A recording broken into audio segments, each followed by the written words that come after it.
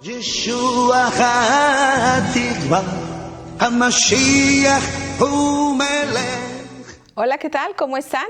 Gracias por estar con nosotros en una transmisión más de tu programa Maranata, que transmitimos desde nuestros estudios en Atlanta, Georgia. El día de hoy, como en todas las historias, tenemos un protagonista, un antagonista y el repertorio. Lo importante de esta historia es de que es un personaje que, aunque se habla muy poco dentro de las iglesias, es un personaje que nos deja muchísima trascendencia. Y yo les aseguro a cada uno de ustedes que se quedarán con el nombre de este personaje después de terminar esta transmisión. El personaje se encuentra en el segundo libro de Reyes, capítulo 5, y me gustaría que nos acompañen a leerlo. Segundo libro de Reyes, en el capítulo 5. Eliseo y Naamán. Naamán, general del ejército del rey de Siria, era varón grande delante de su señor, y lo tenía en alta estima, porque por medio de él había dado a Adonai, el Señor, salvación a Siria. Era este hombre valeroso en extremo, pero leproso. Y es importante que ustedes pongan atención a lo que está narrando. Pero leproso. Y de Siria habían salido bandas armadas y habían llevado cautiva a la tierra de Israel a una muchacha la cual servía a la casa de la mujer de Naamán. Esta dijo a su señora: si rogase mi señor al profeta que está en Samaria, él lo sanaría de su lepra. Entrando Naamán a su señor, le relató diciendo: así y así ha dicho una muchacha que es de la tierra de Israel. Y le dijo el rey de Siria: anda, ve, y yo enviaré cartas al rey de Israel.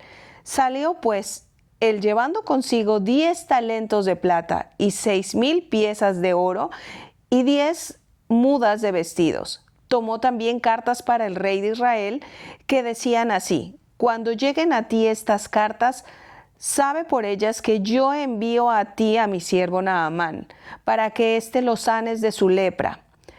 Luego de que el rey de Israel leyó las cartas, rasgó sus vestidos y dijo: ¿soy yo Dios que maté y de vida, para que éste envíe a mí a que sane un hombre de su lepra? Considerad esto ahora y ved cómo busca ocasión contra mí. Cuando Eliseo, el varón de Dios, oyó que el rey de Israel había rasgado sus vestidos, envió a decir al rey: ¿por qué has rasgado tus vestidos? Venga ahora a mí y sabrá que hay profeta en Israel. Y vino Naamán con sus caballos y su carro y se paró a las puertas de la casa de Eliseo. Entonces Eliseo le envió un mensajero diciendo: ve y lávate 7 veces en el Jordán, y tu carne se te será restaurada y serás limpio. Y Naamán se fue enojado, diciendo: he aquí, yo decía para mí, saldrá él luego, y estando en pie, invocará el nombre de su Dios, el Señor, y alzará su mano y tocará el lugar y sanará la lepra. Habana y Fartar, ríos de Damasco, ¿no son mejores que todas estas aguas de Israel? Si me lavare en ellos, ¿no seré también limpio? Y se volvió y se fue enojado. Hasta aquí en esta parte. ¿Qué es lo que sucede con Naamán? Primero les dije que teníamos un protagonista, un antagonista y también tenemos reparto. La situación que vemos aquí es Naamán primero. Naamán es un personaje importante dentro del gobierno. A estas alturas estaríamos hablando de una persona llena de talentos, que ha ganado batallas. Es una persona con cualidades, varón, ¿quién no quisiera casarse con un hombre como él? Fuerte, de temperamento, de autoridad. Él es un personaje clásico que cualquier mujer diría sí.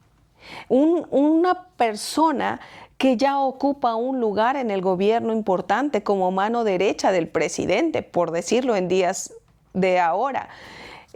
Es una persona que sabe dominarse, pero dice la Escritura que tiene lepra. Entonces, esto me está diciendo mucho porque se supone que la lepra, quien poseía la lepra en aquellos tiempos, no podía estar cerca de las demás personas en su entorno, porque la lepra era una enfermedad sumamente contagiosa y se consideraban impuras las personas que poseían la lepra. Por ser llagas que se les reflejaban y se les manifestaban en el cuerpo, ellos tenían que aislarse para que, estando aislados de las personas, no pudiera nadie correr el riesgo de contaminarse. La lepra era una de las enfermedades más altas y graves en aquellos tiempos. Entonces se consideraban impuros, inmundos, no solo impuros, inmundos. Entonces se supone que si él poseía la enfermedad de lepra, era algo que no sabían más que su núcleo muy cercano, las personas cercanas, las personas de su mando, de su entorno privado, eran quienes realmente sabían de esta enfermedad en un general de alto mando, por decirlo de una forma. Entonces, eso dice que detrás del uniforme, del traje, de la autoridad que poseía, simplemente era leproso. Cuando se entera la sirvienta de su señora, que era una mujer traída del pueblo de Dios, es otro mensaje que me tomaría otros 30 minutos, pero que no lo vamos a desglosar en este programa. Quiere decir que esta mujer fue puesta en ese momento para llevar bendición en el momento que se necesitaba. Recuerden que lo que leímos es que la sierva viene y le dice a su señora: mira, es que hay un profeta en mi tierra que podría salvar al Señor de su lepra. La esposa viene, se lo comenta a su esposo y su esposo le dice al rey. Y el rey le dice: vas a ir para que te reciban. Y les dije que había un protagonista y un antagonista. El rey de Israel lo recibe y le dice: ¿pero quién? O sea, él lo toma en una forma de me quieres provocar. Sin embargo, en realidad, lo único que él estaba haciendo era buscando por medio de quien le recomendó su sanidad. Él sabía que el profeta Eliseo podía sanarlo de su enfermedad. Y como no era algo que era del dominio público, sino que era algo solamente en su entorno privado, él hizo lo que le dijeron. Tomó el último recurso de esperanza que él tenía para sanar su lepra. Pero pasa lo siguiente: cuando él llega, el profeta ni siquiera lo recibe. Entonces, ¿qué pasa por la mente de Naamán, el jefe de comandantes, el general? ¿Cómo no me va a recibir? O sea, si yo soy quien digo ser y ya el rey me trae con cartas delante del otro rey, o sea, no necesito recomendación, simplemente me tiene que recibir y me tiene que sanar el profeta como lo tiene que hacer. En la mentalidad de Naamán, el general, estaba simplemente con el protocolo y el proceso en la mentalidad de él. Sin embargo, en los planes de Dios estaba otra cosa. Cuando el profeta le dice a él que ni siquiera lo iba a recibir, sino que le manda la indicación de sumergirse en el río Jordán por 7 veces, él mismo ya le estaba dando el instructivo. Pero sucede que el río Jordán, por ser en sus diferentes conexiones, como la misma escritura lo describe, esto no lo describe la escritura, pero el río Jordán es un río que, para empezar, empieza del norte de Galilea y desemboca en el Mar Muerto, en donde sus aguas salinizan tanto que llega y desemboca en el Mar Muerto. Pero las diferentes conexiones con las otras aguas acarreaban mucha basura. Entonces el río Jordán no era de las consideradas de las mejores aguas en aquel tiempo. Por eso él se ofende: ¿cómo me estás mandando a sumergirme 7 veces en un río que ni siquiera es un agua buena? No es considerada en mi estándar una agua buena, apta para sanarme a mí de la enfermedad que yo tengo. Y él mismo lo expresa cuando él dice: Abana y Farfar, ríos de Damasco, ¿no son mejores que todas las aguas de Israel? Y él, en la mentalidad de él estaba simplemente una mentalidad de orgullo, de vanidad, de altivez. ¿Me tiene que recibir por quien soy? Esa agua no está considerable. Sin embargo, esa es la que yo quiero. Afortunadamente, que siempre debemos tener a alguien que nos puede dar un buen consejo. Y para esos eran sus siervos. Los que lo acompañaban le dijeron. Mas sus criados se le acercaron y le hablaron diciendo: Señor mío, si el profeta te mandara alguna gran cosa, ¿no la harías? ¿Cuánto más diciéndote: lávate y serás limpio? ¿Qué hicieron las personas que iban con Naamán? Le dijeron: mira, en lenguaje actual, no es tan complicado lo que te están pidiendo. Simplemente ve, haz lo que te están pidiendo, que no es complicado. Si las aguas no están a tu altura, pero hazlo. Ve. Y efectivamente, entonces, dice el versículo 14, descendió y se zambulló 7 veces en el Jordán, conforme a la palabra del varón de Dios. Y su carne se volvió como la carne de un niño y quedó limpio. En realidad, hay muchos Naamanes en todo el mundo entero que tienen talentos, muchas cualidades. En realidad, como Naamán, hay mucha gente que posee cargos importantes. Hay gente que tienen un orgullo muy grande. Como Naamán, tal vez estos mensajes, o que llegue alguien y que te hable de Dios o de una cercanía con Dios, es muy probablemente que tú digas: es ridículo. Como Naamán cuando le dijeron que fuera a sumergirse en el río Jordán. Es ridículo, eso suena muy romántico. Y puede ser que no lo recibas. Pero tienes que tomar en cuenta una cosa importante. El mensaje de hoy se titula: por un pelo de gato, pierde su bendición. Realmente Naamán, si se hubiese dejado dominar por su soberbia, por su altivez, o por simplemente orgullo meramente humano, se hubiese perdido de la sanidad por la cual se había trasladado, y ya Dios le había colocado las herramientas. Recuerden que le colocó a la sierva, que fue la que llevó el mensaje. ¿De dónde saldría la sanidad? Y la segunda es, los que lo acompañaron le dijeron: pero mira, tranquilo Naamán, en realidad puede ser muy bueno. Ya no vas a perder nada y puedes ganar mucho. La lepra tiene una representación que es el pecado. Y muchas de las personas que no entienden el significado del pecado, el pecado es eso que nos corrompe y que no tenemos la sanidad al alcance y al alcance y a la mano, que no te lo cura una medicina, que no te lo cura un médico ni una cirugía, que no hay vitaminas que te sanen del pecado.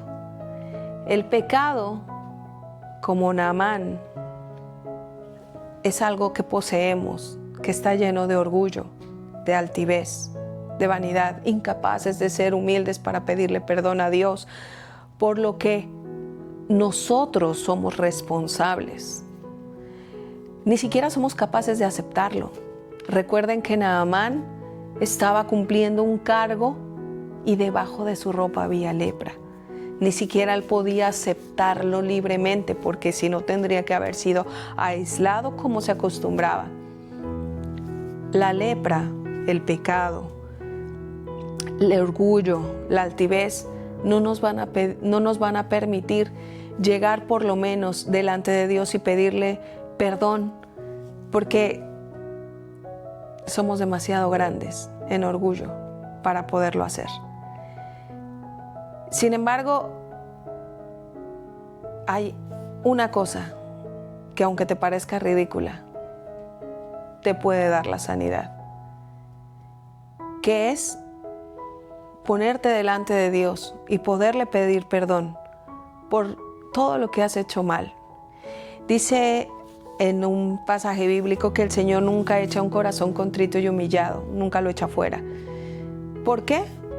Porque el Señor siempre tiene el perdón. Y aunque te parezca ridículo, puedes decir, esto no es para mí.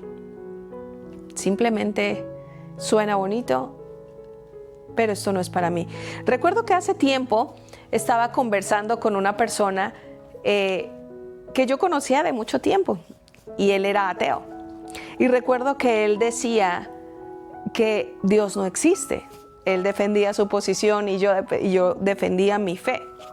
Y él decía que sonaba muy bonito, pero que realmente él no consideraba que Dios existía.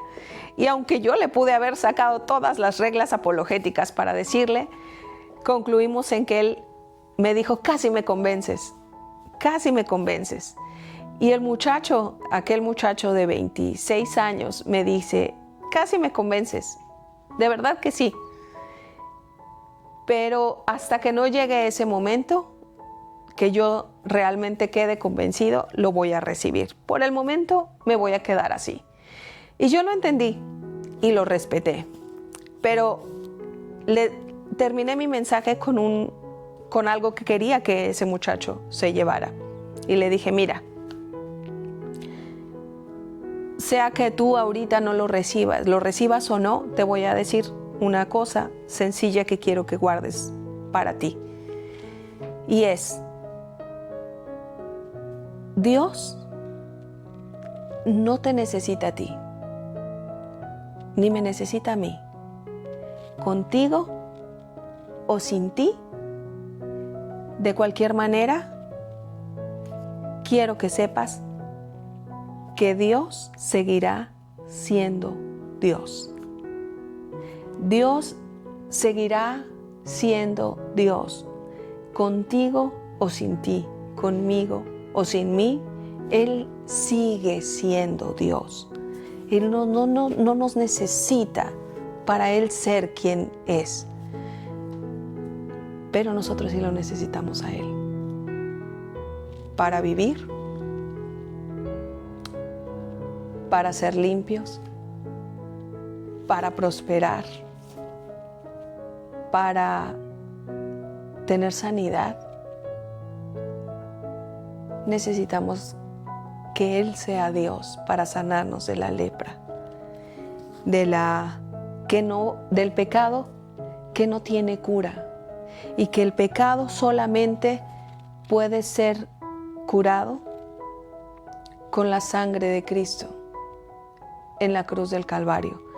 En este tiempo que fue grabado, que está siendo grabado este programa, recién pasamos los tiempos de Pascua, que en la palabra hebrea es Pesaj, pero que venimos pasando, en donde muchas iglesias alrededor del mundo están haciendo sus viacrucis, están haciendo la representación de lo que hizo el Señor en la cruz. Pero en realidad tiene un significado sumamente profundo, más que entenderlo aquí. Hay que entenderlo aquí. Que la llave que nos abre las puertas del cielo y lo que nos restaura para perdón de nuestros pecados en realidad está en la sangre, en la persona de Cristo, en la obra y en la persona de Cristo. Usted me puede decir a mí, no estoy a tiempo de recibirlo, y está bien, Él sigue siendo Dios. Por un pelo de gato, Naamán hubiese perdido la bendición de ser sano. Simplemente si él no se hubiese sumergido las 7 veces que le había dicho el hombre de Dios. Hoy estás aquí.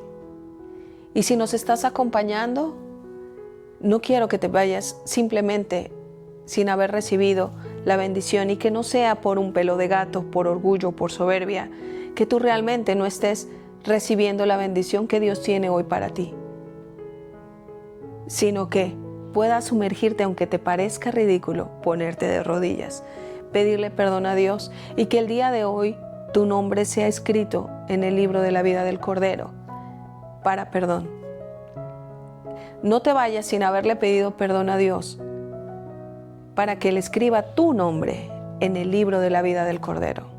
Que seas perdonado y que te asegures de que tu piel, dice la Escritura, salió como la de un niño. Y el día de hoy, el mensaje de nosotros es que el orgullo no te robe la bendición, y que tú el día de hoy salgas de aquí simplemente sano por el poder de Dios. Muchísimas gracias por acompañarnos. ישוע התקווה, המשיח הוא